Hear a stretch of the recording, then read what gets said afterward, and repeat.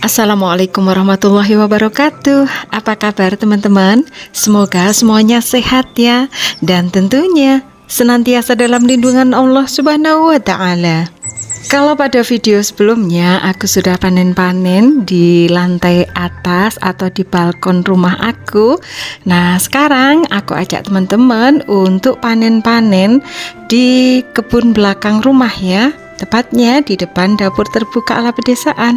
Di kebun belakang rumah ini tuh banyak sekali bayam-bayam yang numbuh sendiri ya teman-teman. Daunnya itu lebar-lebar kayak gini teman-teman. Ini mungkin sejenis bayam bayam raja gitu ya. Jadi kalau bayam memang nggak pernah kami tanam ya, semuanya numbuh sendiri. Ketika kita sudah memiliki satu saja tanaman bayam, kita pelihara, kita panen-panen, akhirnya setelah tua mereka berbunga, kemudian dari bunganya itu muncul biji-bijinya. Nah, biji itu bisa jadi benih. Ketika rontok ke bawah, kemudian terkena siraman atau terkena air hujan, maka biji-biji itu akan numbuh teman-teman. Dan kalau terbawa angin bijinya, numbuhnya bisa di mana-mana loh. Kayak punya aku ini. Nah, meskipun numbuh sendiri, itu seger-seger banget kayak gini. Dan karena ini organik, maka jangan heran ya teman-teman kalau daunnya itu ya ada yang bolong-bolong, karena serangga, ulat, belalang itu masih mau makan. Kalau mereka masih mau makan, itu tandanya sayuran ini benar-benar sehat untuk kita konsumsi. Karena bayam ini jumlahnya banyak, maka beberapa yang dimakan ulat dan belalang kami biarkan aja. Toh yang bisa kita panen itu lebih banyak daripada yang dimakan ulat sama belalang itu. Tapi untuk teman-teman yang tanaman bayamnya itu masih 1 atau 2 aja ya, jangan dibiarkan ya kalau tanamannya terserang ulat. Kita hilangkan ulatnya secara manual dengan tangan kita, atau kita semprot sama pestisida nabati atau pestisida alami yang kita bikin sendiri ya, yang aman untuk sayuran yang akan kita konsumsi. Di video aku sebelumnya juga sudah aku ulas tentang pestisida alami ya. Kalau teman-teman ingin tahu, bisa langsung klik aja videonya. Oh ya, respect aku ini rencananya mau aku tanami aneka macam sayuran teman-teman, tapi belum sempat juga, dan akhirnya banyak bayam-bayam yang tumbuh dan alhamdulillah bisa kita panen.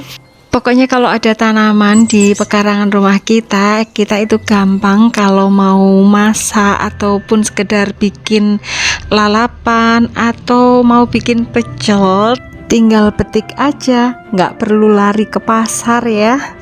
Jadi bisa sedikit menghemat kebutuhan dapur ya. Apalagi kalau kita nanam sayurnya itu aneka macam, sehingga setiap hari bisa berganti-ganti yang kita petik dan kita olah. Selain itu, kalau kita menanam sendiri, kita tahu betul prosesnya mulai dari kecil hingga kita panen, dan kita bisa memastikan bahwa tanaman kita itu kita tanam secara organik dan tentunya sehat untuk kita konsumsi. Andai teman-teman tidak memiliki lahan bebas, teman-teman bisa menanam itu di pot-pot, di polybag atau di planter bag. Bahkan teman-teman bisa menanam di dinding dengan menggunakan planter wall ya. Jadi lahan yang sempit bukan alasan untuk kita tidak bisa berkebun. Lanjut, setelah panen bayam, kita ambil juga atau kita petik juga pepaya. Di sini ada 2 pepaya yang sudah terlihat mengekal. Jadi selain sayuran, buah sederhana pun bisa kita tanam di kebun kita. Meskipun buah pepaya adalah buah yang sederhana dan tentunya murah harganya ya, namun manfaat bagi kesehatan itu sangat banyak karena vitaminnya itu sangat tinggi. Setelah tadi kita panen bayam dan juga petik pepaya, ini kami ambil juga daun murbei. Dan karena ini pohon murbainya itu sudah tinggi, jadi sekalian kita pangkas-pangkas ya. Kita potongin batang-batangnya.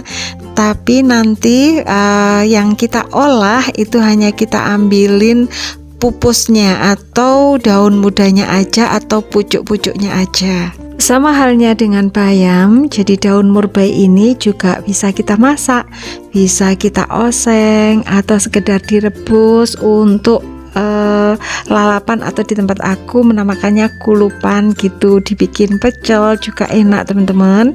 Mungkin sebagian dari teman-teman juga belum tahu ya bahwa daun murbei ini enak untuk dimakan atau dimasak. Aku taunya juga dari almarhumah ibu aku teman-teman. Beliau, ibu kandung aku, itu pandai sekali masak dan masaknya sangat enak teman-teman. Al-Fatihah untuk beliau. A'udzubillahi minasyaitonirrajim. Bismillahirrahmanirrahim. Alhamdulillahirabbil alamin. Arrahmanirrahim. Maliki yaumiddin. Iyyaka na'budu wa iyyaka nasta'in. Ihdinas siratal mustaqim. Siratal ladzina an'amta 'alaihim ghairil maghdubi 'alaihim waladdallin. Amin. Hari berikutnya kami juga mau ambil pepaya lagi. Ini ada yang matang, tapi ini pohonnya berbeda ya teman-teman. Kalau yang panen di awal tadi itu pohon yang dekat resbed tempat kami panen bayam tadi. Kalau yang ini itu yang di sampingnya pohon pisang. Jadi di kebun belakang ini kami memiliki 4 pohon pepaya ya. Dan ini pohonnya itu sudah tinggi banget karena sudah tua banget ya ini usianya pohonnya. Kalau dulu pada waktu masih pendek kami metiknya gampang, tinggal pakai tangan aja. Ada di video-video aku yang sebelumnya ya teman-teman.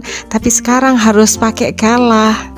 Dan di bawah pohon pepaya ini terlihat ada seperti resbed itu teman-teman. Nah ini sebenarnya adalah tempat pembuangan sampah kebun kami, yang di sini akhirnya kami jadikan kompos. Nah jadi ini adalah bak pembuatan kompos. Jadi sampah-sampah kebun semuanya masuk di sini.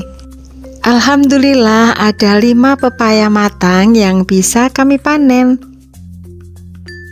Nah, di rumpunan pohon pisang yang di samping pohon pepaya yang kami panen tadi itu ada pisangnya yang sudah matang teman-teman. Jadi pisangnya itu terlihat sudah kuning-kuning gitu, dan sebagian itu kayaknya sudah dimakan sama combre atau codot atau burung yang makan buah di malam hari itu teman-teman. Sebelum kami tebang pohonnya, ini kami kurangi dulu daun-daunnya biar tidak terlalu berat.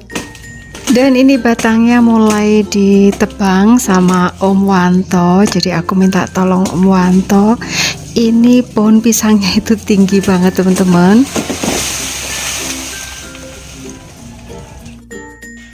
Jatuhnya persis di atas bak pembuatan kompos, dan itu terlihat menggunung ya, karena kami barusan potong-potong dahan-dahan, ranting-ranting pohon, daun-daun juga. Semua kami taruh di bak pembuatan kompos itu. Alhamdulillah ini tandan pisangnya itu panjang teman-teman. Jadi kemungkinan insya Allah ini terdiri dari banyak sisir pisang ya. Berapa sisir ya kira-kira? Ini Om Wanto sampai keberatan ngangkatnya teman-teman. Dan ada beberapa pisangnya yang sudah dimakan codot atau combre. Dan lihat nih teman-teman, di sini dipakai untuk sarang burung loh.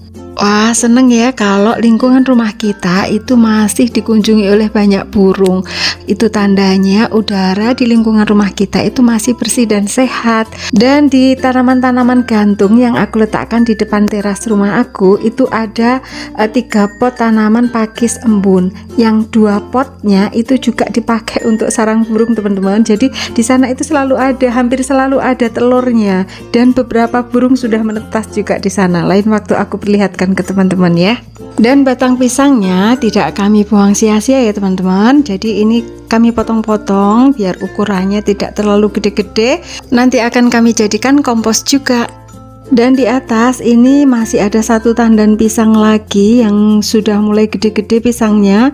Dan ini ontong atau jantung pisangnya itu harus segera dihilangkan agar buah pisangnya bisa gede-gede. Nah ini jantung pisang serta pisangnya yang barusan kita panen teman-teman. Lanjut Om Wanto mau motong-motong persisirnya atau perlirangnya. Ini lumayan banyak kayaknya, berapa lirang ya. Dan oh ya teman-teman, pisangnya itu masih ada ini ya, putih-putih kayak hitam-hitam gitu. Itu kutu kebul sebenarnya, kutu yang putih-putih itu. Jadi nanti harus dicuci ya biar kutu-kutunya itu hilang. Nah, jadi itu tadi kegiatan kami panen-panen di kebun belakang. Terima kasih sudah menonton. Semoga teman-teman suka ya.